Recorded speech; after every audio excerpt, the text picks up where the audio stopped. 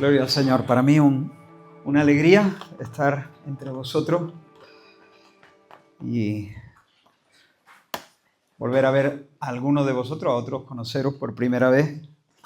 Un honor recibir también los saludos de la iglesia allí, de mi familia también. Estaba pensando mientras alabábamos al Señor. Dice la Escritura que en una ocasión Jesús estaba enseñando en la ciudad de Capernaum, en una casa, y la casa estaba tan llena de gente que no cabía un alfiler. Había allí gente venida de diferentes lugares para escuchar al Señor. Incluso habían venido peces gordos de Jerusalén, religiosos, para escuchar al Señor. Ahora quiero que te venga un momento con tu imaginación a esa casa. Jesús está enseñando, pero la Escritura dice algo muy interesante, y el poder del Señor estaba presente para sanar. ¿Y qué hacía Jesús? Estaba enseñando. La casa estaba atestada de gente. Supongo que Jesús estaba sentado y las personas se agolpaban en torno a él. Estaban tan cerca, que seguramente podían sentir el aliento de Jesús en la mejilla. Pero estaban tan lejos. Porque ¿qué hacía Jesús? Estaba enseñando. Pero el poder de Dios estaba presente para sanar. Y Jesús está enseñando y la gente escucha. Mientras que los cielos en Capernaum están abiertos. Hay un momentum, hay una gracia de Dios allí. El poder de Dios está presente para sanar. Pero nadie está echando mano. Nadie está haciéndose del regalo que Dios está ofreciendo ese día y en esa hora en Capernaum. Los religiosos están allí cerca, tan cerca, pero tan lejos, tan lejos. Y sin embargo hay 4 hombres que traen a un amigo paralítico. Su afán es ponerlo delante de Jesús, porque el amigo está enfermo y seguramente han escuchado que Jesús hace milagros, así que lo que quieren es ponerlo delante de Jesús. Intentan entrar, pero no pueden porque la casa está llenísima. Supongo que lo intentan por la puerta y después van y buscan una puerta trasera, no lo dice la Escritura, pero imagino. Y luego intentan hacerlo por las ventanas, están tan lejos, pero tan cerca. Y de repente, ya sabéis lo que pasó, muchos de vosotros conocéis esa historia. Se empiezan a oír unos ruidos en el techo. Jesús está enseñando, posiblemente empieza a caer como un polvito del techo. Jesús mira, yo a veces quiero meterme en esos pasajes y quiero meterme en esa escena. Y ¿qué cara pondría esa gente? Algunos pondrían una cara como diciendo, pero bueno, pero qué brutos, pero qué salvajada es esta, pero qué manera de interrumpir un culto, pero ¿qué cara pondría Dios? ¿Qué cara pondría Jesús allí? Yo me imagino a Jesús viendo aquella así, es un poco bruto, la verdad, porque esos 4 desmontaron el techo. Interrumpieron, entre comillas, la enseñanza de Jesús. Abrieron un bujero, como se dice en mi tierra.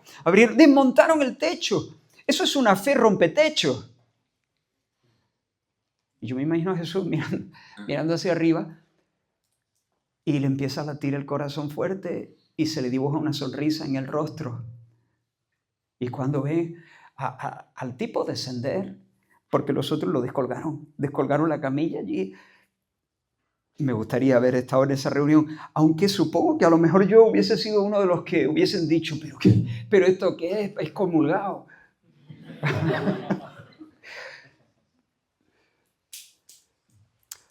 Cuando Jesús lo vio allí, ya sabemos lo que pasó. Hijo, tus pecados te son perdonados. Los demás empiezan a murmurar y entonces dice, ¿qué? Para que sepáis que el Hijo del Hombre tiene poder para perdonar los pecados. Te digo, levántate, toma tu lecho. Camina. Y el Señor lo sanó. El punto, y esto es como una especie de introducción que en realidad no vino a mi mente mientras estábamos alabando al Señor, a todo el retiro. ¿Por qué no abrimos un agujero en el techo? ¿Por qué no lo hacemos juntos? ¿Por qué no desmontamos? ¿Por qué no echamos mano del poder de Dios? Cuando la Biblia nos dice que otra vez Dios establece un día, hoy, hoy, si oyereis hoy su voz, no endurezcáis vuestro corazón. Y venimos con necesidades, todos tenemos necesidades, empezando por mí. ¿Por qué no abrimos juntos el techo y permitimos que el Señor nos toque? Quiero invitaros a leer el texto para esta sesión. En Primera de Pedro, capítulo 2, versículos 24 y 25.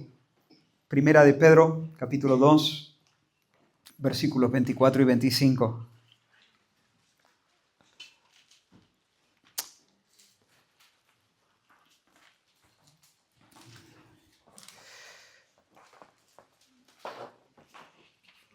Primera de Pedro, capítulo 2 y versículo 24.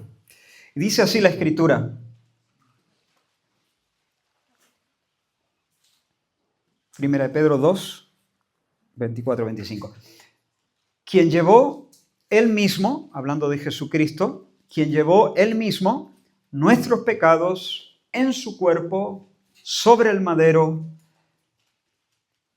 para que nosotros, estando muertos a los pecados, vivamos a la justicia, y por cuya herida fuisteis sanados. Porque vosotros seréis como ovejas descarriadas, pero ahora habéis vuelto al pastor y obispo de vuestras almas. Permíteme una oración. Señor, estamos delante de ti, abrimos tu palabra con el deseo de ser tocados por ti, por tu Espíritu. Danos luz, Señor, para que entendamos. Y atrae, Señor, atrae nuestros corazones, inflama nuestros afectos. Haz milagros, Señor, en este rato que tenemos por delante. En el nombre de Jesús. Amén. Dice, Jesucristo llevó nuestros pecados en su cuerpo sobre el madero. Jesucristo llevó nuestros pecados en su cuerpo sobre el madero. Si tú quitas esta verdad, te quedaste sin evangelio. Todo lo que va a quedar es un sistema religioso sin vida, sin poder, frío. Si nosotros tuviéramos una mirada más clara de lo que es el pecado, nosotros no podríamos pensar en esto que acabo de decir, Jesucristo llevó en su cuerpo nuestros pecados sobre el madero, no podríamos pensar en esto sin estremecernos, porque el pecado es alta traición. El pecado es el insulto más grave, el pecado es bajo, es feo, es ruin, es injusto, es antinatural. El pecado, en el fondo, es un intento de asesinar a Dios. Ese es el pecado. Cada vez que uno peca es decirle, Dios, quítate de ahí. Ya me pongo yo voy a gobernar sobre mi propia vida. El pecado no es solamente un intento de asesinar a Dios, es una profanación del orden divino, entristece a Dios, provoca a Dios, disloca el universo, nos hace daño, nos arruina a nosotros mismos. Y Jesús, en un acto de abnegación absoluta, lo puso sobre sí, lo cargó sobre sí, y trató con nuestro pecado sobre la cruz. Jesús murió como un maldito, clavado de pies y manos a un madero, suspendido entre el cielo y la tierra, sin ropa, sin patria. ¿Por qué? ¿Por qué lo abate Dios? Cuando Jesús descendió al Jordán, ¿recuerda lo que pasó? El cielo se abrió para ser bautizado por Juan el Bautista, el cielo se abrió. La voz del Padre vino a él, este es mi Hijo querido, este es mi Hijo, este es mi amado, en quien tengo deleite. Y el Espíritu Santo vino en forma de paloma. Dios le cantó su amor al oído, pero ahora en el Calvario, en la cruz, el Padre, que ayer le cantó su amor delante de toda la gente, de forma pública, ahora en el Calvario lo ataca. Descarga sobre él su ira. ¿Por qué? Porque la Biblia dice que la paga del pecado es muerte. Y en la cruz Jesús estaba llevando la suma de nuestros pecados en su cuerpo. Todos nosotros, dice Isaías, nos descarriamos como ovejas, cada cual se apartó por su camino. Pero el Señor cargó en él el pecado de todos nosotros. Esto es muy fuerte. El Señor cargó en él el pecado de todos nosotros. Es decir, nos sustituyó en el patíbulo.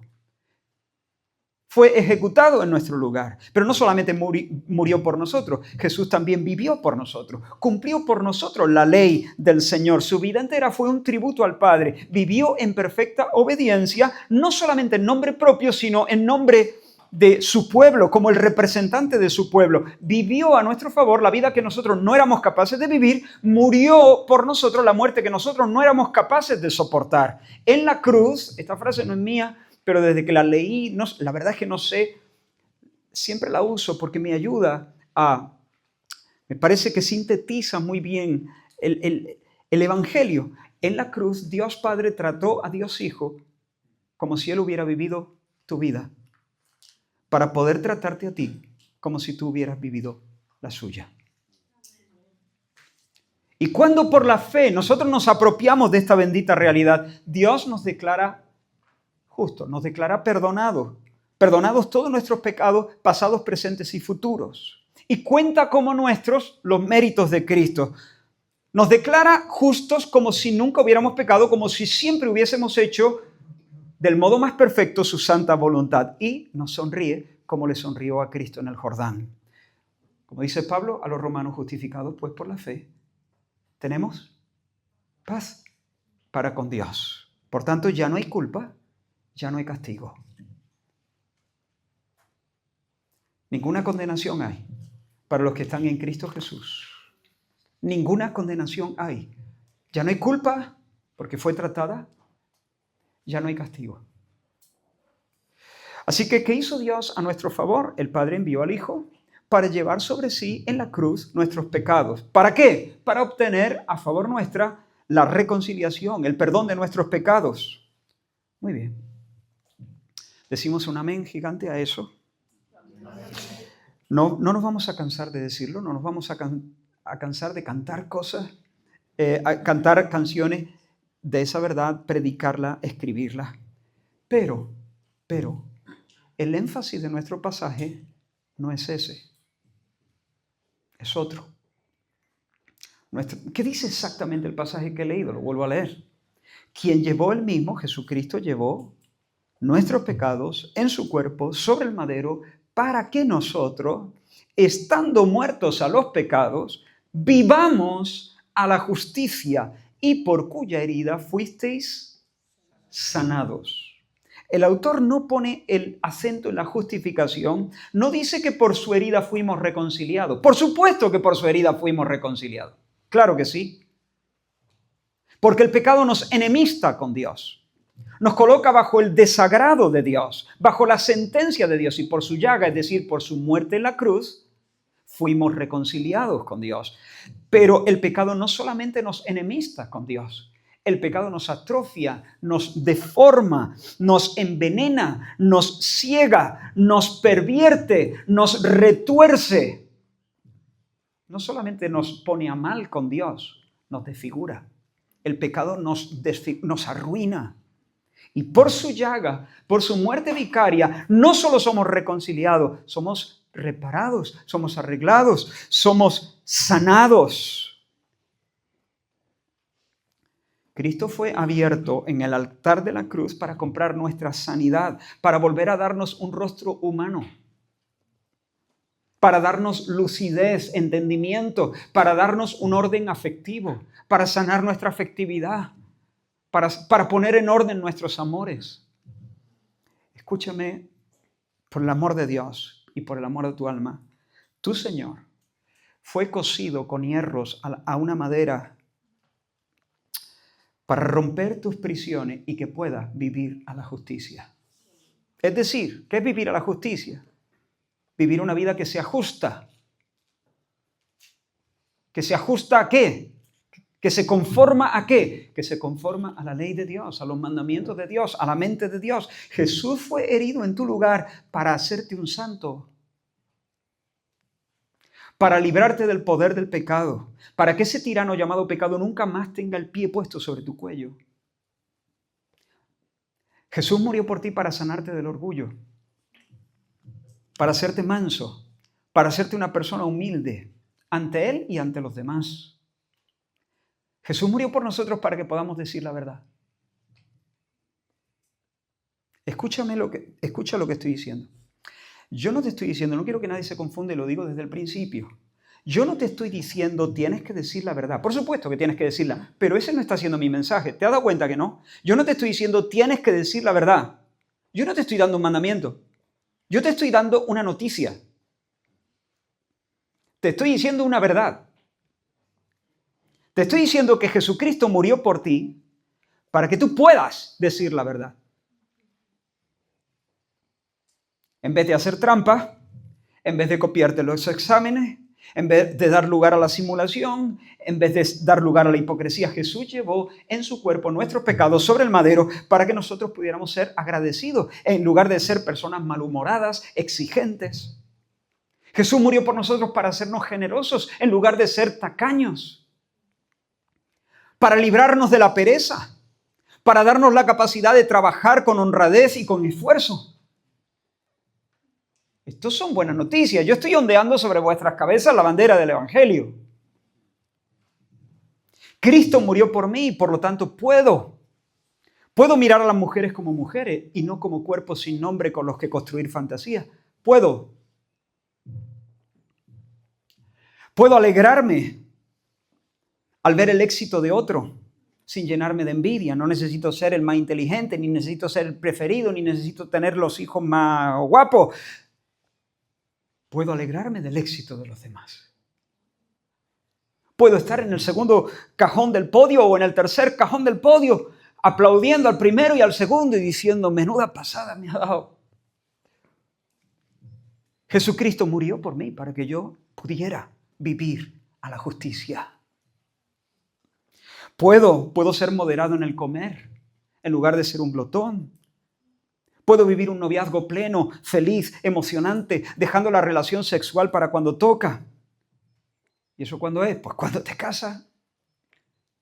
Pero el sexo no es para el amor. No, el sexo es para el matrimonio, no para el amor. Yo amo a mi madre y a mi hija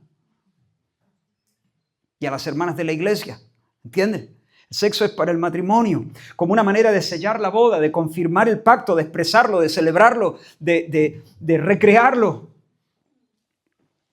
Jesucristo murió por mí, puedo vencer el miedo al que dirán. ¿Sabes? Yo antes no podía hablar en público. Ese era mi temor número uno. La primera vez que hablé en público, lo he contado en varias ocasiones, quizá alguno yo me lo he escuchado decir, la primera vez que hablé en público me oriné en los pantalones delante de mi clase. Pero el Señor ha muerto por mí para que yo no esté sujeto por ese tipo de cosas. No digo que soy el alma de la fiesta, pero bueno, aquí estoy, ¿no? Por la gracia de Dios. Jesucristo murió por mí. Puedo escapar de la adicción al móvil, la adicción a los halagos, la adicción a las pastillas. Puedo perdonar traiciones, pasar por alto insultos. Puedo renunciar a la venganza, dejando las cosas en manos de Dios. Puedo cuidar la reputación de otro en vez de criticarlo, despellejarlo y murmurar de ello. Puedo vivir en una cultura pornográfica sin echar a perder mi corazón buceando en esa ciénaga. Puedo ser amable en el tráfico. Amable en el tráfico. Puedo ser honrado en mis negocios. Jesús ha muerto por mí. Puedo ser diligente en mis estudios. Cristo ha muerto por mí. Por tanto, por una parte ya no hay culpa y ya no hay castigo. Pero además el pecado ya no tiene puesto su pie sobre mi cuello. Ahora yo soy el que puede mandar. No digo que soy impecable. No digo que Dios me promete ser impecable de este lado de la eternidad. No estoy diciendo eso, pero puedo mandar. Escucha lo que dice el Espíritu Santo a través de la pluma de Pablo en Romanos 5. Dice, si por la transgresión de uno solo reinó la muerte, está hablando de Adán, si por el pecado de Adán reinó la muerte, mucho más reinarán en vida por uno, Jesucristo, los que reciben la abundancia de la gracia y del don de la justicia. Los que reciben la abundancia de la gracia y los que reciben la abundancia del don de la justicia, ¿qué? Reinarán en vida. Yo sé que hay personas en las iglesias que solo quieren oír hablar de perdón y cielo, perdón y cielo. La noticia es que pueden vivir libres del chisme y pueden vivir libres de la codicia y libres de la pornografía no les hace bailar. Porque en el fondo disfrutan de esas cosas.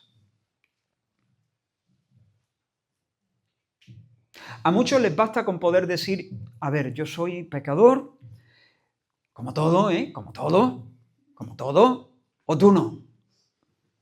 Soy pecador, Pero estoy en la gracia, estamos en la gracia, aleluya. Estamos en la gracia, Jesucristo me perdona y me espera la gloria.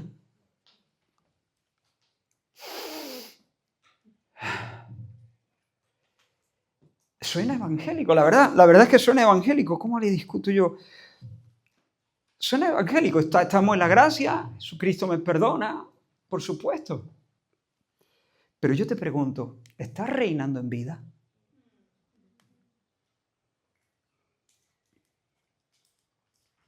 ¿Estás dándole muerte a los deseos de la carne?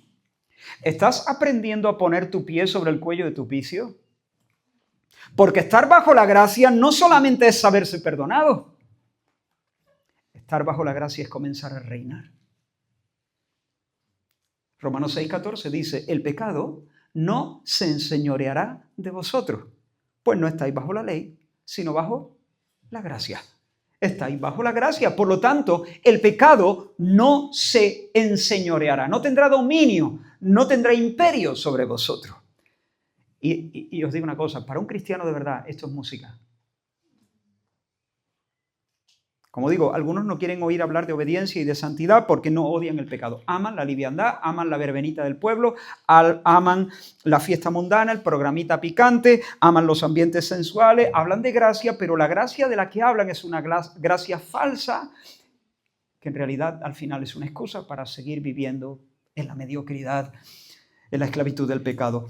Muchachos, no existe cristianismo verdadero donde no hay un anhelo creciente de santidad y un sincero rechazo del pecado. No te engañes. Yo no he dicho perfección de nuevo. Todos nosotros estamos luchando con pecado. En cada uno de nosotros hay 1, 2, 3 áreas. Porque estamos viciados, como un colchón de 20 años. ¿No? Te acuestas en un colchón que tiene 20 años, bueno, vosotros no habéis acostado en vuestra vida en un colchón de 20 años, la mayoría de vosotros no tenéis ni eso, pero cuando el colchón es viejo, me acuesto con mi esposa en verano en Córdoba, 45 grados. ¿Y para dónde vamos? Cuando nos quedamos ya durmiendo, para el centro. Porque está viciado el colchón. Y eso que los dos somos chiquitos. Echa para allá un poquito. Pero luego te descuida otra vez, te duermes otra vez. ¿Y para dónde te vas? Otra vez para el centro. Pues, si tú te descuidas, ¿sabes para dónde vas? Para el centro. En uno es la lujuria, en otro es el temor al hombre, en otro es lo que sea. Pero hay 2, 3 áreas. Todos estamos luchando con el pecado, pero no existe un verdadero cristianismo donde no existe un anhelo sincero y creciente de santidad y un sincero rechazo del pecado. Si alguien puede vivir instalado en la mentira, o en la fornicación, o en el rencor, o en la desobediencia a sus padres, no debería estar celebrando el perdón de sus pecados, debería empezar de nuevo porque todavía no se ha enterado. Todavía no ha conocido la gracia. Por su gracia el Señor nos perdona. Pone en nuestra cuenta la justicia de Cristo, los méritos de Cristo. Nos regala la gloria, por supuesto que sí, pero también nos regenera, nos resetea. Nos da una nueva mente, escribe en nuestros corazones su ley, llena nuestra alma de nuevos afectos. Y esa es la verdadera gracia. Escucha el razonamiento de Pablo, ahora Romanos 8:9. Mas vosotros no vivís según la carne, sino según el Espíritu Santo. Si es que el Espíritu de Dios mora en vosotros, sigue diciendo. Si alguno no tiene el Espíritu de Cristo, no es de él. Lo voy a poner con mis palabras. Si vivís en la carne, no sois cristiano. Porque el Espíritu se impone. Voy a leer el original. Mas vosotros no vivís según la carne, sino según el Espíritu. Vosotros vivís según el Espíritu. Claro, si es que el Espíritu mora, si es que el Espíritu de Dios mora en vosotros. Si alguno no tiene el Espíritu de Cristo, no es de él. Los que son de Cristo, muchachos y muchachas, tienen hambre y sed de justicia, suspiran por la santidad. Y cuando el pecado se agita, y cuando el pecado los engaña, y cuando el pecado los enreda y nos hace caer, ¿qué? Lloramos. lo lamentamos. ¿Y luego qué? Y luego nos levantamos para reinar. ¿Pecamos? Sí, por supuesto que pecamos, pero no vivimos en pecado. Tropezamos, pero no nos quedamos en el suelo, nos levantamos. Y no nos levantamos para evitar el infierno, nos levantamos para no perderle el paso a Jesús, porque queremos caminar con Él, porque queremos que nuestra vida sea una santa, una sagrada conversación con Dios. Entonces, ¿qué hizo Cristo? Llevó nuestros pecados en su cuerpo sobre el madero. ¿Para qué? Pues para obtener el perdón de nuestros pecados en primer lugar. De tal manera que Dios pudiera darnos el beso. Pero también, en segundo lugar, para quebrar el dominio del pecado y darnos el poder para vivir como Dios manda. El Señor murió por nosotros no solamente para declararnos justos, sino para hacernos justos. No solamente para atribuirnos justicia, sino para infundirnos justicia. No solo para perdonarnos, sino para hacernos buenos. Tengo 3 hijos. Samuel el mayor, 25, Elías, 23, que estuvo con vosotros hace unos años en este retiro. Y Damaris, de 20. Damaris, cuando era chiquita y yo le decía algo que no le gustaba, no sé, comete eso, o vete ya a la cama, o recoge tu juguete, o lo que sea, me miraba, arrugaba el morro y decía, eres malo. Y yo le decía, sí, pero el Señor me quiere mucho. Pero luego mejoré en mi teología. Y entonces luego me dijo, cuando me decía, eres malo, empecé a decirle, sí, pero el Señor me está haciendo bueno. El Señor me está haciendo bueno. El Señor me está haciendo bueno. Todavía estoy en obra, pero el Señor me está haciendo bueno. Ahora bien, ¿cómo es posible que alguien, habiendo sido vendido al pecado como esclavo, estando bajo la autoridad del pecado, cómo alguien puede escaparse de ahí? ¿Cómo alguien puede escaparse de ahí? El pecado no suelta prisionero y Satanás no suelta prisionero. ¿Cómo alguien, habiendo sido vendido al pecado, como nos dice la Escritura, que es el caso de todos los seres humanos nacidos de Adán, puede salir de esa esclavitud? Muriendo. Muriendo. Escucha de nuevo el texto, lo leo otra vez. Quien llevó él mismo nuestros pecados en su cuerpo sobre el madero para que nosotros, estando muertos a los pecados, vivamos a la justicia. Estando muertos a los pecados. Estamos tocando una de las grandes verdades de la Escritura. En un sentido, Jesús murió por ti para que tú no murieras. Pero en otro sentido, Jesús murió por ti para que tú murieras. Murió por ti para que no murieras eternamente en el infierno. Pero al mismo tiempo Jesús murió por ti para que tú, vinculado a Él, unido a Él, pudieras ser considerado muerto, hombre muerto. Para que tu viejo hombre muriera. Fíjate, Dios mismo establece una unión tal entre Cristo y los suyos, entre Cristo y el creyente, que puede contar la muerte de Cristo como si fuera tu muerte. Escucha, cuando Cristo murió, Dios contó al viejo yo pecador como muerto con él. Y cuando Cristo fue sepultado, tu viejo hombre, ese hombre carnal, estoy hablando ahora del cristiano. Es posible que aquí haya algunos que todavía no hayan experimentado esto. Dios quiera que lo experimenten en estos días, ¿no? Pero cuando Cristo fue sepultado, el viejo hombre carnal, ese hombre que era esclavo del pecado, también descendió al sepulcro, fue sepultado. Y mirad, muchachos, un amo se enseñorea de sus siervos mientras los siervos viven. Los puede amenazar, los puede pedir que hagan cosas, que vayan, que vengan, que estén, que suban, que bajen. Pero si el esclavo se le muere, ¿qué? ¿El amo qué? Puede sacar el látigo, puede amenazarle, puede... Pero ya no puede disponer de él. El esclavo que yo era ya no es. Y eso es exactamente lo que expresamos en el bautismo. Bajo esa tumba líquida simbolizamos lo que verdaderamente ha ocurrido en el mundo espiritual. Hemos sido bautizados en la muerte de Cristo. El esclavo que yo era es historia. Se acabó, fuera.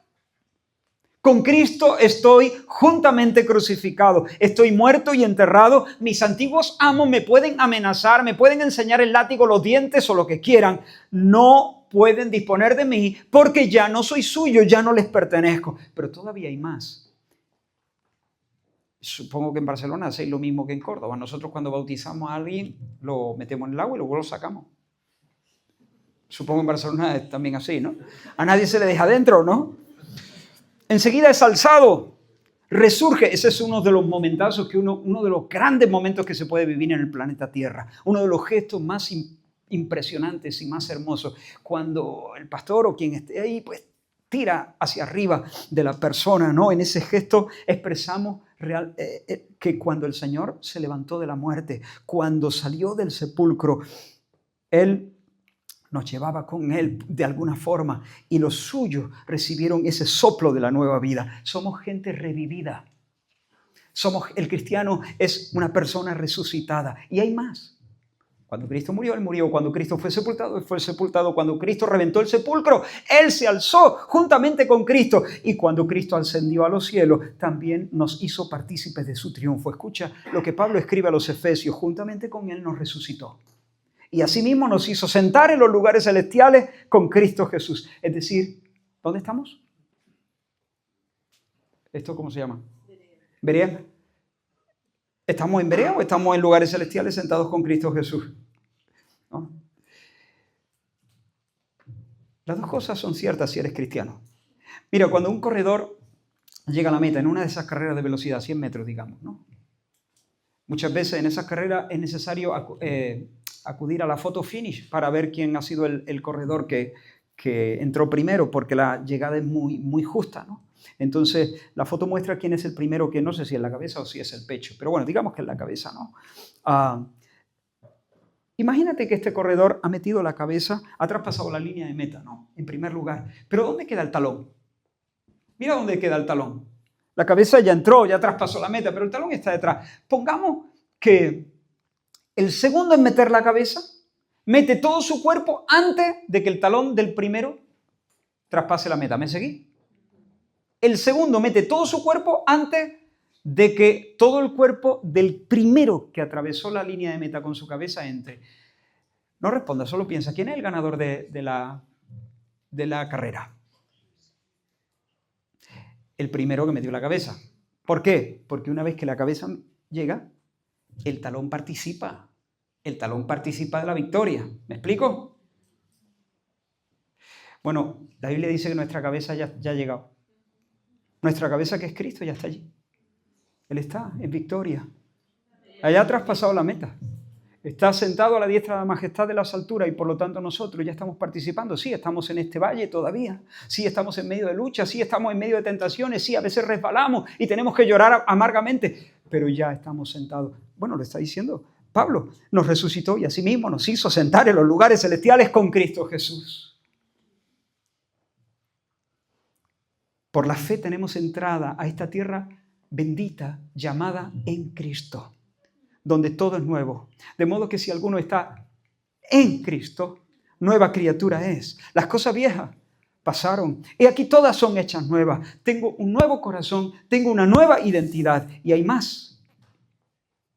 Y hay más. Soy puesto bajo el imperio de un nuevo amo. Leo de nuevo el versículo 25 de nuestro texto. Vosotros eréis como ovejas descarriadas, pero ahora habéis vuelto al pastor y obispo. Obispo es episcopos, el epis es sobre, scopos es mirar, el que vigila, el que hace la ronda, el atalaya, el guardián. Vosotros habéis vuelto al pastor y guardián o protector de vuestras almas. Y ese pastor guardián no está allí en algún lugar distante, ha hecho morada en nosotros. Como dice Pablo a los Gálatas, ya no vivo yo, mas vive Cristo en mí. La noche que Jesús fue entregado le dijo a los suyos, yo rogaré al Padre y os dará otro ayudador, para que esté con vosotros para siempre el Espíritu de verdad al cual el mundo no conoce. No puede recibir porque ni le ve ni le conoce. No os dejaré huérfanos, les dice un poquito más adelante, vendré a vosotros. Es decir, me voy pero no os dejo. Vendré. Ahora mismo yo soy vuestro pastor y ahora mismo yo soy vuestro guardián y estoy aquí para fortaleceros y para guiaros y para corregiros y para consolaros y para hacer la ronda, pero cuando me vaya no os vais a quedar sin pastor guardián. El Espíritu será uno como yo, que morando en vosotros será el pastor y el guardián hará mi trabajo. Y cuando Él venga, yo estaré con vosotros todos los días hasta el fin del mundo. Como pastor os guiaré. Como guardián y protector voy a hacer la ronda y voy a vigilar vuestro campamento. Jóvenes, los restos del pecado se agitan en nosotros con mucha furia. ¿Sí o no? La carne lucha contra el espíritu de una manera feroz, pero ya no manda. Jesús es el emperador. Aquí manda Dios. El pecado me exige que yo viva como antes, que ceda a mis pasiones, que me deje llevar, que me enfurezca, que grite, que golpee cosas, que intimide, que amenace, o que busque mi propio interés, o que me haga la víctima, o que me queje, que me aísle, que me vengue, lo que sea. El pecado nos exige esas cosas. Pero el pecado ya no es el amo. El pecado ya no manda. Ya no manda el pecado. Mandaba. Pero ya no. ¿Por qué? Porque yo morí. Morí en la muerte de Cristo. Y cuando Cristo salió del sepulcro, me llevaba atado a sus lomos y mi nombre es resurrección. Resurrección. Anastasio. Esa podría ser un buen quizá título para este mensaje, ¿no? Anastasios.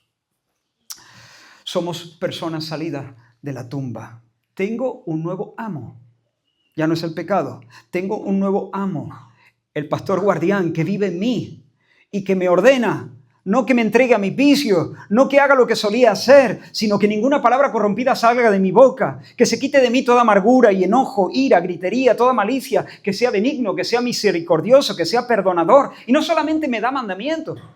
Mi nuevo amo no solamente me da mandamientos, esto es clave. Mi amo me da mandamientos, sí, pero además viviendo en mí me da poder, me da caudal, me da la fuerza para andar en ello. Él produce el querer y el hacer por su buena voluntad. El evangelio es milagro, si no hay milagro no es evangelio.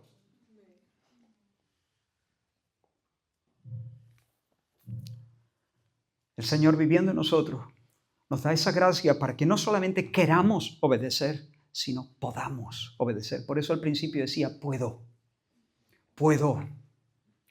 mirar con limpieza, puedo celebrar los éxitos de otro, puedo decirle no a mis antiguas pasiones, puedo. Porque si no puedo, entonces el evangelio no funciona.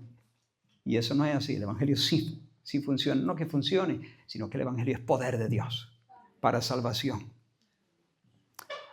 Una vez estaba predicando sobre el perdón en la iglesia. No suele pasarme, pero en esta ocasión unas personas estaban siendo especialmente acorraladas por la palabra. Yo los veía inquietos y casi retorcerse ahí en el tercer o cuarto banco. Y entonces de repente, no recuerdo si él o ella, era un matrimonio, me interrumpieron. Pero recientemente había sufrido una situación que había traído bastante resentimiento a sus corazones. Y entonces me dijeron, pero si alguien le destrozara el corazón a tu hija, ¿tú perdonarías? Sabía que estaban pasando por esa situación difícil, no quería ser frívolo en mi respuesta, así que hice una pausa, internamente oré. Y entonces le dije, sí.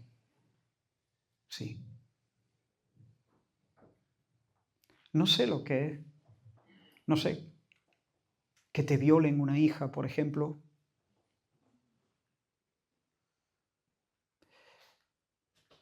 Pero sí. Pero añadí, pero yo no digo esto confiando en mi capacidad de hacerlo. posiblemente, si me miro a mí mismo, no me atrevería a decir sí. Yo te digo esto porque conozco al Dios que habita en mí. No confío en mi capacidad de seguir a Jesús, pero sí confío en su capacidad de guiarme. Sí confío en su capacidad de liderarme. Yo no soy un buen seguidor, pero Él es un buen líder. Sí, perdonaría. Me fío del Señor que me ha dicho, yo cumpliré mi propósito en ti. El Señor cumplirá su propósito en mí. Me fío del Señor. Sí, a lo mejor Él tendría que apretarme bien las clavijas, a lo mejor el Señor tendría que llevarme pero sí, Él lo lograría. Él me llevaría a donde quiere verme. Vivimos bajo una nueva fuerza reguladora. ¿Cómo estáis? ¿Muy cansados? ¿Ya? ¿Me dais un ratito más? Quiero ir redondeando. Mira lo que dice Pablo a los Romanos. La ley del Espíritu de vida. La ley del Espíritu de vida en Cristo Jesús. Romanos 8:2. La ley del Espíritu de vida en Cristo Jesús me ha librado de la ley del pecado y de la muerte. Es decir, en esta tierra bendita llamada en Cristo Jesús, la ley del Espíritu de vida, es decir, la acción poderosa, constante, efectiva del Espíritu Santo en mi corazón, me ha librado de la ley del pecado y de la muerte. Aquí hay dos leyes. Por una parte, la ley del pecado y de la muerte. Por otra parte, la ley del Espíritu de vida. Dice que la ley del Espíritu de vida es superior. Si tú echas un trozo de hierro al agua, ¿qué pasa? Se hunde, claro. ¿Por qué? Porque en este planeta opera una fuerza, hay una ley, la ley de la gravedad. Soy de letras puras, pero vamos, que las cosas se van para el centro de la Tierra, ¿no? Se van para el centro de la Tierra, ¿no? Si yo suelto el bolígrafo, esto es un boli. Algunos ya no saben ni lo que es esto, trabajan con las máquinas nada más. Si yo suelto esto, se va para el centro de la Tierra, 1000 veces lo suelto, 1000 veces se va. Entonces, ¿por qué un barco de miles de toneladas de hierro flota? Porque hay otra ley. Por el principio de Arquímedes. Hay dos fuerzas actuando ahí. Por una parte, la ley de la gravedad, trayendo el hierro hacia abajo. Por otra parte, el empuje hidrostático. Y los ingenieros navales, lógicamente, son los que tienen que echar cuentas. Tienen que asegurarse que el empuje hidrostático vence la fuerza ejercida por la gravedad. Porque si no, van listos. Bien, pues en la vida cristiana, el Espíritu Santo, al que Pablo llama aquí el Espíritu de vida, ha venido a imponer su ley. Si no se impone, no es el Espíritu Santo. Si no se impone, puede ser un sentimiento, una especie de entusiasmo, una especie de brío psicológico, pero no es el emperador divino, porque el Espíritu Santo es el Señor. El Espíritu Santo es el jefe. El Espíritu Santo es el capitán. Y allí donde está el Espíritu del Señor, el barco flota. Sí, a veces le entra un poco de agua, pero flota. El Espíritu ejerce una influencia constante y efectiva que me capacita para aplastar el poder del pecado y para andar en santidad en el camino de los mandamientos del Señor. Y bajo su liderazgo, de manera progresiva, pero de manera inexorable, se va forjando en nosotros el carácter de nuestro Señor, porque el fruto del Espíritu es amor, gozo, paz, paciencia, benignidad, bondad, fidelidad o fe, mansedumbre, dominio propio, templanza. Eso es gracia. Eso es gracia. Poder, perdón y poder. Perdón y poder. Así que Jesús llevó nuestros pecados en su cuerpo sobre el madero. ¿Para qué? Para reconciliarnos con Dios. Uno. En segundo lugar, para poner fin al dominio del pecado y hacernos libres para vivir en justicia. ¿Cómo? Abrazando en fe la muerte y resurrección del Señor Jesús como mi propia muerte y mi propia resurrección, mi propia entrada a una nueva vida. En virtud del milagro del nuevo nacimiento y en virtud de la morada del Dios Trinidad en mi alma por la presencia del Espíritu Santo. Puedo caminar la senda estrecha hasta la patria del cielo. Por lo tanto, Jóvenes, como manda el apóstol Pablo, vosotros consideraos muertos al pecado, pero vivos para Dios en Cristo Jesús, Señor nuestro. No reine pues el pecado en vuestro cuerpo, sino presentaos vosotros mismos a Dios como vivos de entre los muertos y vuestros miembros a Dios como instrumentos de justicia, porque el pecado no se enseñoreará de vosotros. Esto no es un mandamiento, es una verdad. El pecado no se enseñoreará de vosotros, pues no estáis bajo la ley, sino bajo la gracia. Por lo tanto, considérate muerto al pecado. Date por muerto. ¿Has oído hablar de Zacarías Tyndall? Un negro imponente, parecía un príncipe. Nació como esclavo en Alabama. Su padre fue esclavo en la misma plantación, su abuelo fue esclavo en la misma plantación. Nunca conoció a él a su abuelo porque había muerto de una manera brutal.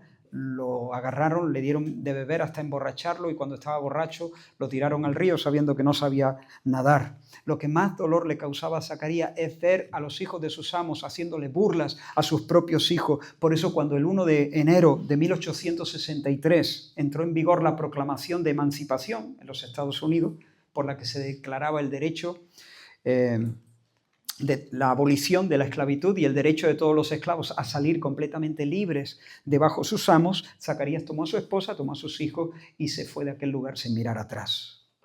Pero días después, comprando pan en la ciudad, entró en la tienda su antiguo amo, uno de ellos, uno de sus antiguos amos. Y entonces el hombre, con una sonrisa burlona, le exigió que Zacarías le saludase con una reverencia. Al principio Zacarías se resistió, pero cuando vio que el hombre le amenazaba y le agarraba del pecho, literalmente Zacarías se orinó en los pantalones. Y entonces hizo el ademán de quitarse el sombrero para hacerle la reverencia.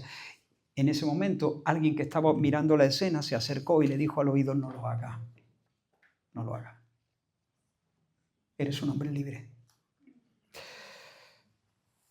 Esta es una historia ficticia, aunque seguramente en aquellos tiempos hubo muchas historias parecidas. Pero te pregunto, ya para ir acercándonos al final, ya estamos tomando la línea, la recta final del mensaje. ¿Qué le aconsejarías tú a Zacarías para aprender a vivir su nueva vida? Porque cuando ese hombre vio entrar a su antiguo amo, se descompuso. ¿Por qué? Porque tiene el chip metido. Porque su abuelo era esclavo, su padre era esclavo, él era esclavo, no ha conocido nada fuera de ser un esclavo en esa plantación de Alabama. Está programado para obedecer.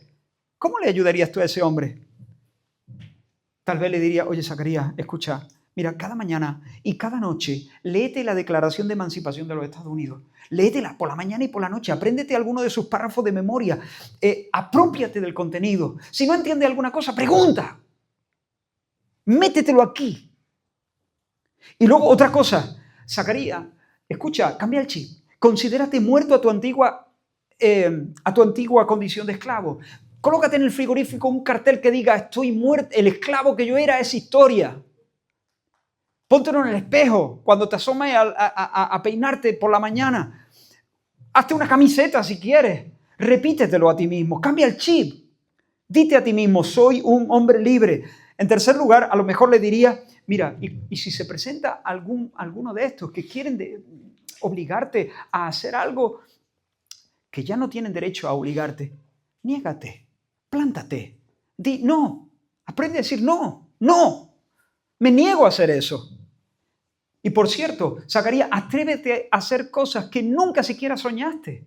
Lleva a tus niños a los columpios. Sé que eso va a ser muy raro para ti. Sé que te vas a sentir rarísimo allí, pero hijo, eres un hombre libre. Haz cosas que hacen los hombres libres. Come, ve a un restaurante, pasea, ve a los columpios. Aprende a hacer cosas nuevas. Búscate amigos que hayan sido libres siempre. Mira cómo se sientan, mira cómo miran, mira cómo hablan, mira cómo se visten, mira cómo saludan. Imítalo, anda con ellos, No vayas solo, porque tú es que hasta en la pose de tu cuerpo se te nota que eres esclavo. Imita, júntate con otros, con gente libre. Algo así le diríamos, ¿no? Creo que son buenos consejos. Pues esos son los consejos que yo te doy a ti. Lee, medita, haz tuya la promesa del Evangelio. Aprende alguno de sus párrafos, memorízalo, cántalo, medítalo, escríbelo en tu diario. Apréndete la declaración de emancipación. Apréndete la verdad del Evangelio. Pasa tiempo allí. Cuando digo tiempo son horas. Este libro no se lee, este libro se come. Devóralo, medítalo. Abre un texto, el que sea. Abre un texto y no te muevas de allí. Pon los vientos de tu tienda de campaña en esa tierra de ese texto. Y no te muevas de allí hasta que bailes. Hasta que lo entiendas, hasta que se te inflame el corazón. Hay que pelear esa batalla. Porque estamos viciados. Porque nuestro amo viene y se ríe de nosotros. ¿Cuántas veces nuestro amo nos ha hecho hacer cosas y hacerle reverencia y lamer el suelo y besarlo encima? Apréndete los textos para que cuando venga eso suba de aquí a aquí o baje de aquí a aquí más bien y te inflame el corazón y puedas tener muy claro quién eres. Considérate muerto al pecado. Escúchame bien esto. Sí, estamos rotos, de acuerdo, estamos rotos. Todos tenemos taras, de acuerdo. Pero no somos sabandijas.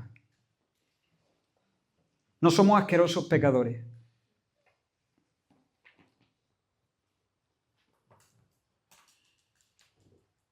No somos miserables. No somos alpargatas. Ese no es el lenguaje del Nuevo Testamento, búscamelo, no lo vas a encontrar. Somos santos que pecan. Pecamos, sí, pero somos santos que pecan. No somos una llaga que supura. No somos un asco. Yo sé, y no quiero ser demasiado crítico aquí, pero yo soy un santo. Y si tú has nacido de nuevo, también lo eres. A veces nosotros, deseosos de ponderar la gracia de Dios, caemos en el extremo de hablar de nosotros mismos como si aún estuviéramos en nuestra antigua condición. Pero no lo estamos. Hablamos de nuestro corazón en términos de...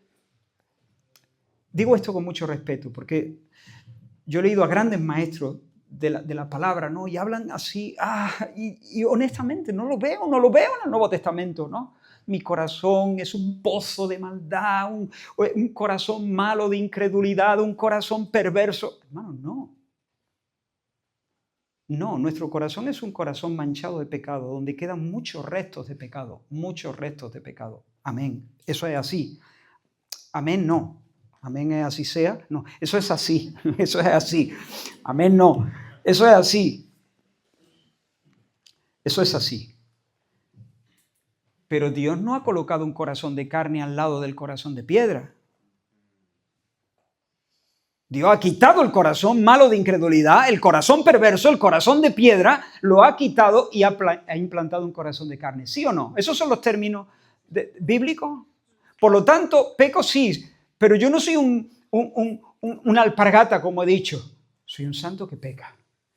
Y cuando empiezo a mirarme así y a creer la promesa del Señor, le cierro puertas al enemigo. Le cierro puertas al tentador.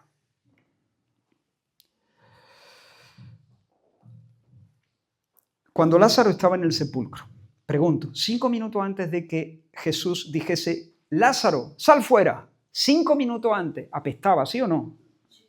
Su hermana dijo, apesta. Y es de ya, lleva 4 días. ¿De dónde procedía su hedor?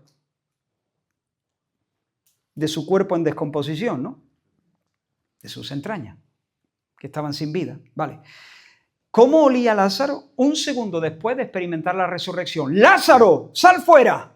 Y Lázaro se recobra la vida en ese instante en que recobra la vida. ¿Cómo huele Lázaro? Mal, claro que sí. seguía apestando, pero el foco del mal olor ha cambiado, ¿sí o no? ¿De dónde viene la peste? ¿De dónde viene la peste ahora? De su ropa, de las vendas y del sudario que lleva puesto. Ahora es una peste superficial. Lo mismo pasa con el cristiano. Tiene un nuevo corazón, tiene la mente de Cristo. Su nombre es resurrección, como he dicho. No solamente ha sido declarado justo, sino que ya ha comenzado en él el proceso de santificación. Dios lo está haciendo bueno, pero los restos del pecado están por todas partes, por supuesto. Los que conviven conmigo saben que de sobra que de mí sale peste. Y de ti también. No porque no nos hayamos duchado, sino los restos del pecado me refiero, ¿no? Captar la analogía, ¿no? Pero son los restos de lo que fui. Son las gasas, son el sudario, que se me han quedado tan pegadas que a veces parecen una segunda piel. Pero no soy yo. Mi corazón ya es nuevo. Yo soy un santo, peca, pero soy un santo, soy un hijo de Dios, tengo la mente de Cristo. Y estoy en ese proceso de desprenderme por completo del viejo hombre, de las gasas y de todo lo que... Y el Espíritu Santo no me va a dejar. Por lo tanto, considérate muerto. Dile al diablo, a la carne y al mundo, no serviré. No te pliegues ante las demandas de tus antiguos amos. ¿Qué era el pecado donde siempre tenías que ir? Plántate y di, no, ya está, se acabó. Soy de Dios. Compórtate como un rey. Camina como los reyes. Camina como los hombres libres. Júntate con hermanos maduros, con personas que tú les veas, que las marcas de Cristo empiezan a ser muy visibles en ellos. Imítales, habla como ellos, métete ahí en medio de la iglesia, camina con los santos, no te aísles. Y luego ofrécete a Dios. Instante tras instante, como un hombre resucitado, como una mujer resucitada, resurgida en la tumba. Rinde tus ojos por la mañana, temprano, cuando te levantes, ponte el despertador un poquito antes. Incluso puedes hacer hasta el gesto. Aquí, Señor, mis ojos, te los rindo, son tuyos, son para mirar lo recto. Te los consagro a ti, te los dedico. Señor, mi boca, en este día mi boca hable lo que es justo, lo que es agradable delante de tus oídos. Señor, aquí están mis manos. No quiero, dice Pablo, presentemos nuestros miembros como instrumentos de justicia. Estos miembros que ayer estaban al servicio de Satanás y de nuestra carne, sean presentados ahora como instrumentos de justicia para el honor de Dios. Tus facultades intelectuales, tu masculinidad, tu feminidad, ofréndate a Dios. Di como el salmista, Dios, he aquí que vengo, el hacer tu voluntad, oh Dios mío, me ha agradado y tu ley está en medio de mi corazón. Hay un poema de Teresa de Ávila que me gusta mucho, voy a leer un pequeño extracto y con esto voy cerrando. Vuestra soy, dice, para vos nací, ¿qué mandáis hacer de mí? Veis aquí mi corazón, yo le pongo en vuestra palma. Mi cuerpo, mi vida y mi alma, mis entrañas y afición. Dadme muerte, dadme vida, dad salud o enfermedad, honra o deshonra, dadme guerra o paz crecida, flaqueza o fuerza cumplida, que a todo digo que sí. ¿Qué mandáis hacer de mí? Si queréis que esté holgando, quiero por amor holgar. Si me mandáis trabajar, morir quiero trabajando. Decid dónde, cómo y cuándo. Decid dulce amor, decid vuestra soy, para vos nací. ¿Qué mandáis hacer de mí? Aquí estoy, Señor. Me presento como Anastasio, un hombre salido de la tumba. Estoy a tu servicio. Dame la fuerza para decirle no a mis antiguos amos. Yo soy un hombre libre, soy una mujer libre. Jesucristo murió por mí, poniendo mis pecados en su cuerpo sobre el madero, para que nosotros, muertos al pecado, podamos vivir la vida que se ajusta, podamos vivir a la justicia, podamos considerarnos muertos al pecado, pero vivos para Dios. Sí, yo sé que la iglesia evangélica está llena de zombies y fantasmas. Muertos que en vez de resucitar han cambiado de sudario, cambian de sudario. Pero claro, como la peste sale de dentro, pues el sudario vuelve a impregnarse del mal olor. No, hay que renacer. Hay que renacer. Estas personas asisten a los cultos, pero no dan culto. porque no han recibido el soplo de la nueva vida. Y se consuelan a sí mismos diciendo que todos solemos. No, porque todos pecamos. Porque tú no pegas, todos olemos, todos olemos, todos olemos. Ya, pero mi peste no es la misma que la tuya.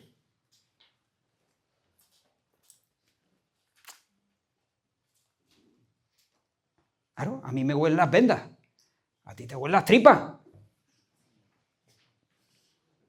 Yo estoy en ese proceso de santificación, de despojarme de las cosas que eran del muerto que fui. Pero tú necesitas nacer de nuevo. La buena noticia, con esto sí termino, es que el Señor está aquí. Y si tú estás aquí en esta tarde y dices, uff, es duro, la verdad es que es duro, pero yo creo que a mí me huelen las tripas. Yo creo que yo no he nacido de nuevo. Porque a mí me sigue gustando la verbenita del pueblo y yo quiero ir al cielo, pero ser libre de adicción y de eso, no, a mí no me han cambiado los gustos. Yo te digo que si tú hoy miras al Señor, te arrepientes de tu pecado y pones tu fe en el Cristo de la cruz, el Señor perdonará tus pecados y te dará nueva vida. Y entonces podrás por primera vez experimentar la ley del Espíritu de vida en Cristo Jesús, que te libra de la ley del pecado y de la muerte. Y entonces podrás, ya no solamente tendrás un debo, es un tanque en la solapa, eso pesa más, eso es una vida religiosa que agobia más que... Eso es agobiante, eso no se puede. Debo. No.